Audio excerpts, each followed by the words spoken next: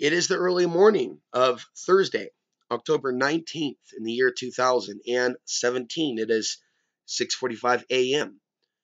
Coming to you from Southwest Colorado, and I'm getting ready for, well, a trip to the dentist. I'm going to go in during their walk-in hour, 1 o'clock in the afternoon.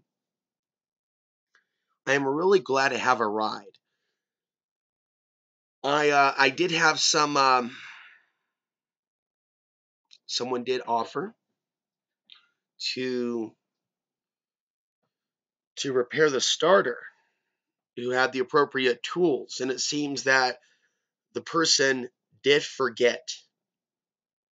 And I've seen what I call the memory wipe in my own life from some people that at least at one point did offer their assistance.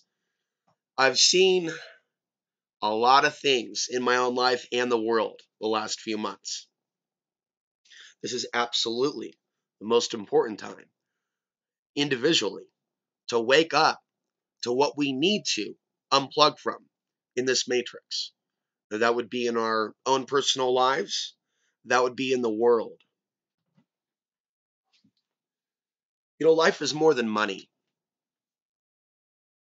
Even myself, I need to step back from saying anything for a few days. There is a lot of heavy energy in the collective consciousness.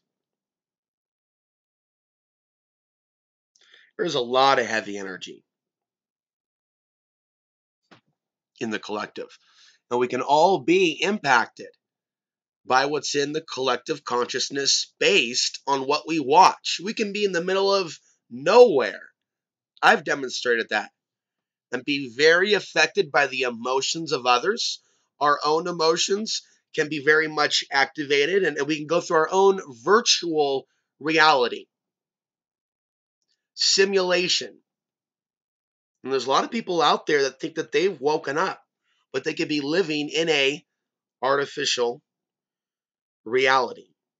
Now, having said that, it should be noted that not all artificial realities or realities that we create are inherently negative.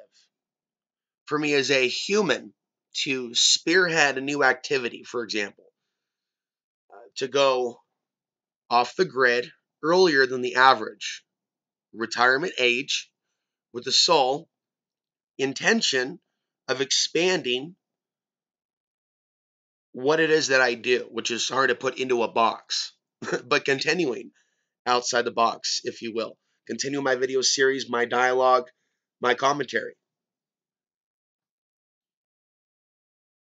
In a day and age, and there's a few out there that are off the grid that are also doing media stuff, but this is about my individual journey. It isn't necessarily about comparing myself to others. And in trying to do that, there's some awkwardness. There's more than a little awkwardness.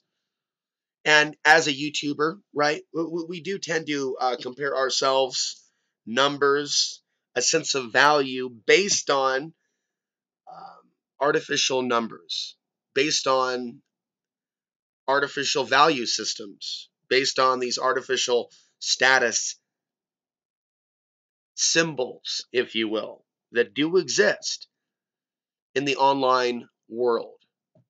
So, hopefully you've given that some thought. The very things you need to unplug from, as well as maybe you've aligned, as I feel like I've aligned on even closer and deeper, what is your truth? Or where is your value system? Or how are the things that are unique about you a positive, not a negative, regardless of the backlash or what we've gone through in this reality? And that's something that a lot of people lack that are in the current incarnation. I think so. It is my opinion that many of us that are alive today facing some of these challenges, it seems that so few have the right perspective at how to deal with it, or a proper perspective as to why it's happening. I think a lot of people have some flawed perspectives. I don't necessarily claim that I have all the answers. I certainly have an outside the box view of what we're doing here. Absolutely. And to measure my success against the success of others or in a arbitrary artificial matrix system isn't going to serve me. Okay? Because that's all going to be based on the artificial reality, the artificial virtual matrix, you know, things of that nature, things based on physicality. But when it comes to measuring spiritual success, of course, I think about how many people have I reached in a positive sense that I've made a positive impact on their life, either spiritually or otherwise. That to me is how I would measure soul success rate on a spiritual level of what I'm here to do. Do I think that some of us are here on this planet again to right a wrong? Absolutely. I've always thought that. And I see parallels between some of the things that I'm talking about and others. It doesn't mean that we are 100%. In fact, I find some other people where I'm like, wow, you're like one of the few people that's saying, some things that I'm talking about. Whether it be a particular perspective at how to deal with the spiritual parasites and clear ourselves. And then something else will come out like out of left field, like, I'm sorry, what? I'm sorry? Oh, really? You really think you're going to get on a spacecraft with 144,000? Well, I would say good luck with that concept. And I'm just going to step away from information that's not resonating with me specifically.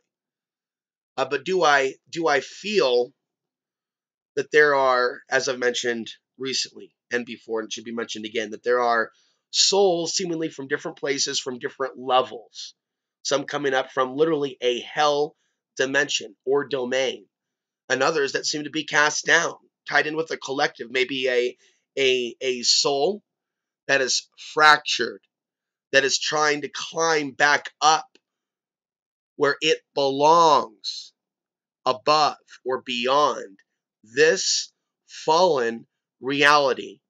Looking at it from that perspective, it's not an accident so many of us are working with some similar information. And it seems almost perfect for there to be activation of knowledge within a collective biology, and for things like the 100th monkey to exist, for that not to be an accident. For those that don't know, type in 100th monkey syndrome, and it relates to a study of monkeys where one monkey learns something new or a new skill, and how once that's introduced to that monkey, and we see a little non-local awareness here, other monkeys that didn't necessarily have exposure to that monkey start to display an understanding of what the other monkey across the science lab or across the planet, wherever they were doing these experiments. Perhaps I should read the specifics. But monkeys that definitely did not live together, showing similar traits, and one learning from the other, and consciousness of the monkey collective spreading. So even though I don't believe that the promises that have been given to humanity about a collective shift in consciousness by a certain point, I see that as disinformation. But is there potential for the collective to be upgraded? It's already happened. There already is a process, on a positive note, that does go contrary to the zombie apocalypse. And if I or others only focus on the zombie apocalypse nature of the collective reality, then we're shooting ourselves in the foot. And I'm fully cognitive of that reality. There are positive things about this world. There are positive things about the collective consciousness. But that's not what we should be putting all of our chips in, as others are being misled into doing. Why are they being misled into believing that the collective is going to wake up? So they are led away from their own self-responsibility for their own evolution out of this matrix. They can think that they're learning spirituality, right? As they go about using the law of attraction to attract physical things into their life, right? But if their spiritual teacher is an Archon, see, there's a reason why people are exposing fake spiritual teachers on the internet. There's actually a movement, and I don't necessarily see it as wrong. If there are people out there that are exploiting people and taking thousands of their dollars for their massive mansions and palaces, people like Ramtha and lower level versions of these quote unquote air quotes, right, spiritual teachers. We have to ask ourselves, why are there so many on the planet A aimed at deceiving human beings, some of which may possess some psychic capability, which has nothing to do with actual spiritual evolution? You can have certain abilities. I believe that. Some of you may not. I believe that certain paranormal abilities can be displayed by humans amongst us, but that is far removed from actually being able to progress beyond this realm. They may be in this fallen realm with certain physical abilities. That doesn't mean that they're getting out of this soul prison. It might even mean, right, that they've been gifted with particular gifts of gab and communication, charisma in their physical body. They may be very talented at magnetically drawing massive amounts of money, gold, power, wealth, men, women to them, that they can thus then, through their hypnotic powers, use those humans and their monetary resources as fuel for their micro empire.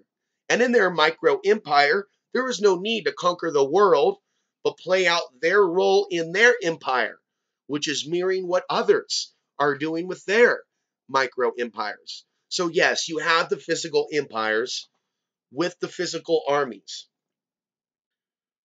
that literally is controlled by the archonic agenda. But then you can have the micro empires. And somebody asked about, who's a Christian, what is an archon? And this is something that people should be Googling on their own, but this is just a terminology that some of us use. Okay, so someone could be a Christian and use the term archon. It is similar to a demon, but its description is slightly different. It has its own description that is located in the Nag Hammadi texts, and that description of the Archon, which mirrors that of the Jinn, again, the head Archon is called the Demiurge, which is often described as the equivalent of Satan, but not exactly. Ultimately, with Gnostic thought, there's a belief that a lot of the Abrahamic religions and these books that claim to speak, right, from the true God, I am God, I declare, that this group do this to this group, and then a lot of things that people have been ingrained to believe is God. According to the Gnostics, this is why a lot of them were pushed underground. And I would even say, there seems to be a reason why I've dealt with certain attacks, physical, spiritual, otherwise, in my own life. And I believe it has something to do with specifically my spiritual commentary above all other topics, to be quite frank with you. But I believe that it's what I'm here to do. I'm here to help people see the light, if you will. And I'm here to evolve beyond their interference in my own life and my own happiness, because I can clearly see sabotage in the world of man and woman, woman and man. I can clearly see sabotage and evidence of this. but that a lot of people, right, their consciousness can be hacked. And there is a lot of this hacking going on, not only of computer databases and Equifax, but millions to billions, specifically billions, of human beings alive today, and there's not an accident. It's not an accident why there are so many human beings alive today. Okay, we are transmitter receivers, and some of these people, right, are tapped into the archonic consciousness and religions of the world. And they're tuned into a frequency, and by massive numbers of these in the collective, tuning into that frequency, it creates a particular environment on the earth for the unseen rulers, for the unseen hand. So waking up, and overthrowing the real powers of the earth, you can even say of this universe, if you will, it's a lot more involved than what a lot of people think is involved. It's honestly better to have a smaller circle of people around you than a lot of people that think that they're awake while they're jumping up and down on the bed in the madhouse. No, we're not going to drink that Kool-Aid. We're going to drink this Kool-Aid over here. You see, and I have come across so many different personalities, not only in the course of my lifetime, but specifically since I got involved in the independent media, and then picking up on different energies in the comment section, and seeing how some people use this gift from the creator, if you will, even though it's called the beast. But is there not good that we can create? Are there not positive things that we can speak of inside the machine to affect the collective, to affect the hive mind, to help us evolve beyond this world to the type of world that we ought to be able to live in, where some of these problems aren't existing, where the time and effort and energy, as I wrap up my thoughts here, go towards making that world an even better place. Being the most efficient with the physical reality around us, including the gifts that we are given in mind, body, and spirit, and so many more. Are we using the gifts? I'll leave you with this, that we have been given to think, to process information, to debate, to receive new ideas, to build things. Are we using this gift from the Creator for the highest good? Or is our consciousness still stuck in the underground, still in need of pulling ourselves up another level? I'm Alex Answer, sign off from somewhere out there in rural Colorado.